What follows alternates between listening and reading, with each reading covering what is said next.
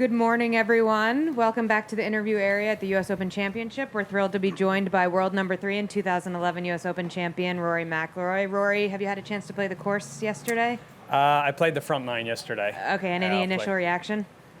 I liked it. Liked what I saw. I played here a couple of years ago, and I guess I played all the holes that are going to be played this week, but in a different setup or different routing, I guess. So sort of had to jog my memory a little bit and try to remember. But yeah, great setup. It seems pretty playable off the tee.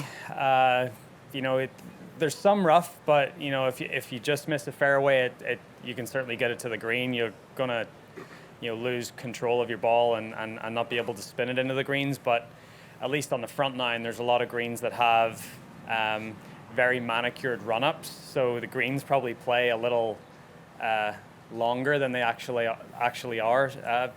Maybe not quite as much as like a winged foot, where I think you're going to have to be a little more strategic than we were there. But overall, great setup. That front 9's got 2 short par 4s. It's got a very reachable par 5. The 2 par 3s are pretty tough. A couple of longer par 4s. Looking forward to seeing the back 9 today. But I liked what I saw yesterday. We're going to go to Dan here on your right. I don't want to rub your nose in a bad prediction, but in February you said that this thing was dead in the water, and obviously now the U.S. Open? No. I thought we're at the U.S. Open.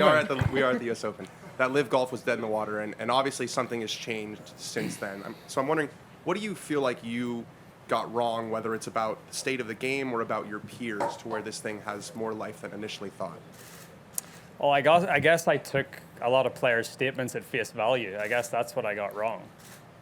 You had people committed to the PGA Tour, and that's what the statements were put out, and people went back on that. So I guess I took them for face value, took them at their word, and I was wrong. All the way on your right. Rory, is the caddy situation going to be the same as it was in Canada, or what's the plan for this week? No, so Harry and his wife had their second child last Thursday. So he got in last night, and he'll be on the bag this week. So Niall and I's run has come to an end at this point, and we've pretty good record. Had a 4th in Dubai and a 1st in Canada, and if I ever need someone to jump in for Harry, I've got a pretty good substitute there. Thanks. We're going to take one from the WebEx on that same topic. It's actually from Sports Illustrated for Kids reporter. Given the historical significance of Francis Ouimet victory here and his relationship with his caddy, can you talk a little bit more about your relationship with Harry? Geez, funny that the best question comes from a kid.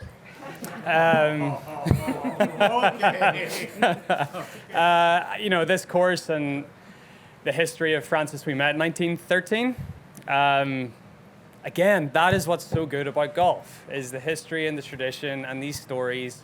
The fact that he grew up just off the 17th hole here, and we're still talking about it to this day, over 100 years on. Like, that's so cool. That's the great thing about this sport. And great to be back to a venue where there is so much history. Dave? Now I don't want to ask my question. Yeah. After a victory like you had last week, I know you go to every event expecting to do well and wanting to win, but does it raise your expectations when you play like that? It certainly puts a pep in your step, gives you a lot of confidence. And going into last week, even coming off Memorial where I didn't have my best week, I still knew my game was there. I still knew that I was playing well. So regardless whether I think it was the fashion in which I won last week was what gave me the most pride. Got a lead early in the back 9, lost that lead, was tied with 2 holes to go, and then I showed some really good resilience and birdied the last 2 holes to get the job done. So I think the fashion in which I won was what made me the proudest of the victory. And anytime you follow. I did the same thing in 2019 going into the US Open at Pebble Beach, and played pretty well there. I didn't play well enough to live with Gary that week, but I feel everything's, it's certainly trending in the right direction, and happy with where the game's at. When did it occur to you you were going to pass Greg with a win? I won the CJ Cup in October and got to 20, so I was just waiting for that 21st. We're going to go right here to Ben on your right. Rory, you've really emerged as the leader of the pro PGA Tour faction. Why have you taken that mantle of leadership? Because in my opinion, it's the right thing to do. The PGA Tour was created by people and, tour players that came before us, the likes of Jack Nicklaus, Arnold Palmer. They created something and worked hard for something, and I just hate to see all the players that came before us and all the hard work that they've put in, it just, come out to be nothing. I think one of the other things as well is, the PGA Tour has certainly given me a lot of opportunities, and I've benefited a lot from that. But I think what they've done for charity, they've raised. If you put all the other major sporting organizations in this country, so NFL, MLB, NBA, NHL, if you put all their charitable dollars combined, the PGA Tour has raised twice as much as that in their history. So that is a massive legacy and something that I don't think people talk enough about. So, when you're talking about the tour and everything that's happening right now, I think you just have to see the bigger picture than just the golf. And I think I've tried to take a wider view of everything, and I just think it's the right thing to do. We're going to go to Christine on your left. Hi, Rory. As you probably are aware, the 9/11 families have sent they've sent one scathing letter to Phil and 4 other U.S. players playing in the LIV Tour, and then they replied to Phil's non-answer yesterday with another scathing statement. Obviously it's related to Saudis and the Saudi involvement in 9/11. Do you understand the 9/11 family's point of view? Yeah, of course I do. I think everything that's happening with this tour, it legitimizes their place in the world. And I'm not saying, I'm sure not every Saudi Arabian is a bad person, and it's very, we're talking about this in such a generalized way, and I've spent a lot of time in the Middle East, and the vast majority of people that I've met there are very, very nice people, but there's bad people everywhere, and the bad people that came from that part of the world did some absolutely horrendous things, and of course I understand where these families are coming from. And in this day and age, everything is just so intertwined, and it's hard to separate, sport from politics, from dirty money from clean money. It's a very convoluted world right now, and I certainly empathize with those families, and I can't imagine. I have friends that have lost people in 9/11, and it's a really tragic thing, and I empathize with those families, and I certainly understand their concerns and frustrations with it all. If I may just follow up, thank you. Do you consider what Phil and the others are doing to be sports washing, to be actually in business with MBS versus just playing in one tournament?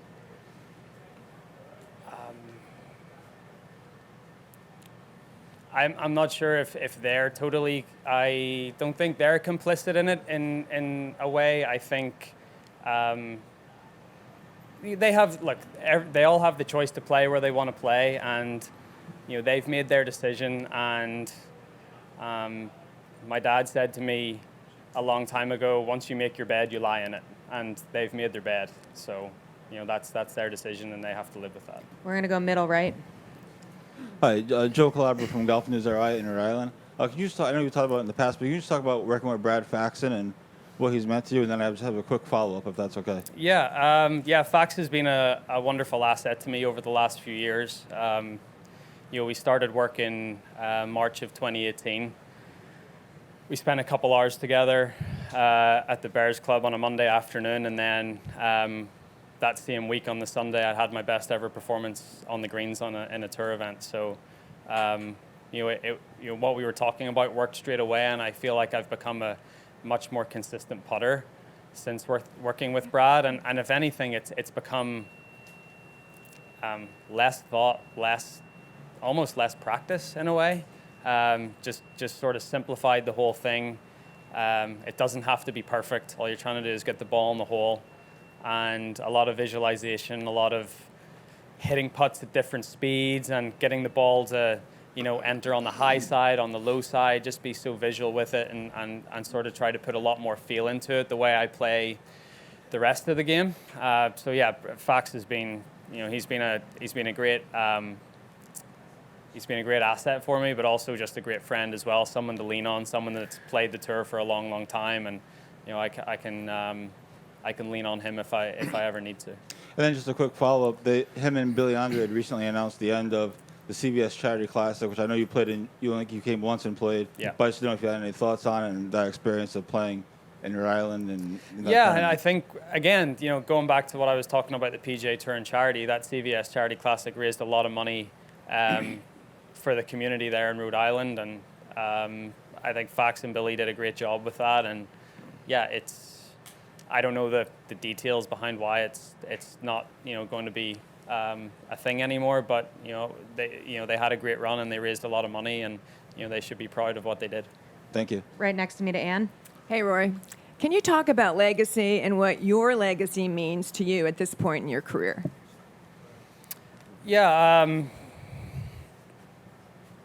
I hope I'm still building on my legacy. I'm in golfing terms still young-ish. Even though I've been out here for a long time, I've basically spent half my life on tour at this point. But it's very important to me. It means a lot. Going back to history and tradition, and putting your name on trophies that have the legends of the game on them. That's really cool. And that's something that money can't buy. And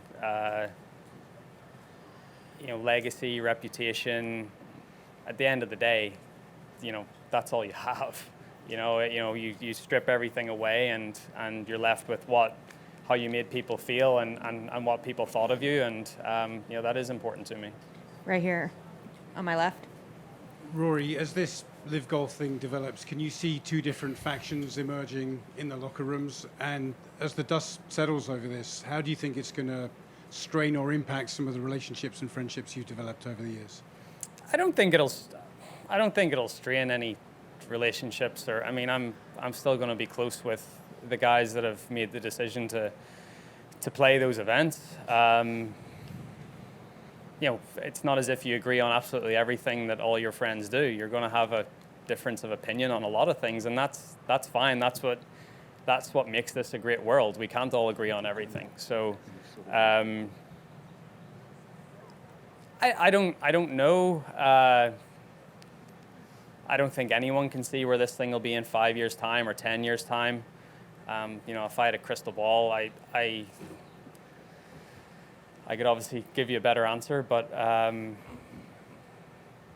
honestly don't know. I just think for a lot of the guys that are going to play that are younger, sort of similar age to me or a little younger than me, it seems like quite short-term thinking, and they're not really looking at the big picture. And again, that's all. I've just tried to sort of see this with a wider lens from the start. We're going to go to Scott on your far right. Yeah, Rory, I was wondering, considering the timing of last week in Canada going up against their debut, did that light a little motivational fire maybe under you to play well that week opposite that? And do you find yourself at all recruiting some of your peers to stay with the PGA Tour right now in conversations and, things like that? I don't think it gave me motivation. Look, I talked about going out there on Sunday and trying to get my 21st win and all that. A little bit petty, I guess, in a way, but yeah, did it help me win or it helped me keep a level of intensity up? Probably. But no, I don't think I don't think what was happening in London gave me any more motivation. I wanted to go there and play well like I do every week, and I I got hot on the weekend, and it was nice to get a victory. Recruitment-wise, I mean, like, everyone's their own person out here, and they have their own goals and their own beliefs. My goals, I've realized, are a lot different than some other people's goals out here, and again, that's fine. Everyone's different, and they make their own decisions based on what they feel is right for themselves. So I don't feel I need to recruit anyone, or, I mean, I'm not, I don't work for the PGA Tour. They work for me. So it's,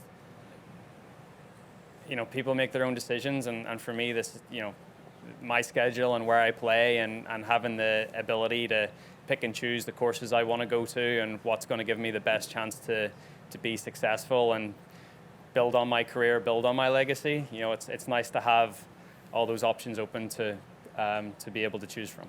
On your left, Mark, and then Doug. Rory, this is a little bit of a devil's advocate question regarding LIV. Of course it is, Mark, from you. But my question is, and I know the circumstances are much different, but years ago, a lot of the European Tour players came over to the PGA Tour because the money was bigger and whatnot. Are there any parallels there to some degree, even though there's no history to LIV? No, so you got 3 of the 4 major championships are in the United States. The travel gets increasingly more difficult going back and forth. To give yourself the best chance to further your career in terms of wins and legacy and trying to win major championships, America was the place to be. I don't think it was all to do with prize money, and it certainly wasn't guaranteed. You had to show up and play well to earn it. I think that's the other thing, right? I made the decision. I didn't renew my PGA Tour membership in 2011, and I was talking about it last night. It was a big regret of mine. I sat at home and watched the Players' Championship honestly on bad advice, and I think that's the thing. I've now surrounded myself with good, honest, hardworking people that are trying to do the right thing for the game of golf, and if you want to be one of the best players in the world, this is the country where you need to play the majority of your golf. Doug? Thanks. Rory, as it relates to your golf for a second, I was kind of thinking about this in context of Spieth, who accomplished an awful lot early, once in her career stuff historically. Your start was pretty good as well. I wonder how much you think you're measured in the majors based on what you did early compared with what you're doing now, which I think is probably more top 10s lately than it was at the start. Yeah, I think start of my career was probably more feast or famine in the majors. I'd get hot and win, or I'd miss the cut by 10. Little more consistency going on. But that doesn't bring with it the glory that the wins do. So I'm getting back there, though. My last 2 showings in major championships have been pretty good. That run at Augusta, and then the start at Southern Hills was a very welcome one, considering the starts I've had previously in major championships. So I'm getting back to a place where I'm feeling a lot more comfortable with my game, and a lot more comfortable at the biggest. It's not really the biggest championships in the world. It's more the biggest and toughest tests in the world. I think my game is now at a place where I feel confident going to these golf courses that are set up, more difficult than everyday tour events, and knowing that I have the game and the mentality to succeed on them. Final.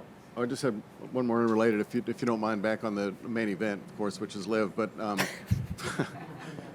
friendships aside, is there any part of you as a player that looks at those joining as not so much surrendering, but almost recognizing they're not going to be as competitive or can't be as competitive, and do you lose respect for that?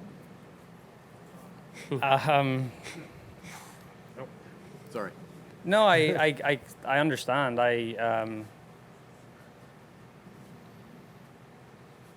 Yes, because a lot of these guys are, in their late 40s, or, in Phil's case, early 50s, and yeah, I think everyone in this room, and they would say to you themselves that their best days are behind them. And that's why I don't understand for the guys that are a similar age to me going, because I would like to believe that my best days are still ahead of me, and I think theirs are too. So that's where it feels like you're taking the easy way out. Last question, center right. Rory, notwithstanding, and this is actually repeating what, notwithstanding that and what you've just said, if we specify Phil Mickelson, have you lost some respect for him? As a golfer, no. I think his he won a major championship 13 months ago. Probably one of the crowning achievements of his career, and one of the most impressive achievements in the history of the game of golf. So as a golfer, I have the utmost respect for Phil. I've been disappointed with how he's went about what he's done.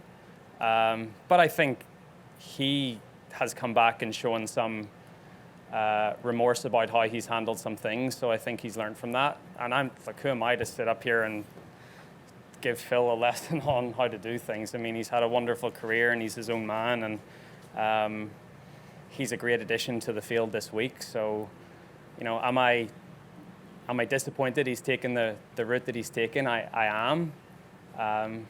But I still respect him tremendously. Rory, thanks for your time and good luck this week. Thank you.